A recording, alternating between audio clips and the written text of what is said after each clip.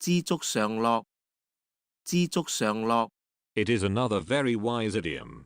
Its direct translation is contentment always brings happiness. Or we can simply translation it into contentment is the key to happiness. Some people say if we accept this idiom is true, we may lose our momentum to improve and fight for better future. In my opinion, the idiom is not to encourage us to be lazy or not to improve ourselves, but we have to find out the most important thing of our life and set the priority.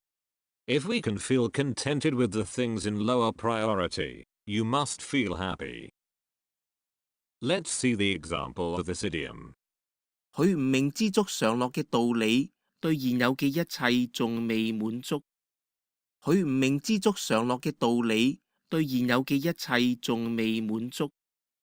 In English, it means she doesn't understand contentment is the key to happiness, and doesn't feel contented with what she's already had. Don't forget to like, comment, share and subscribe to my channel. Thank you.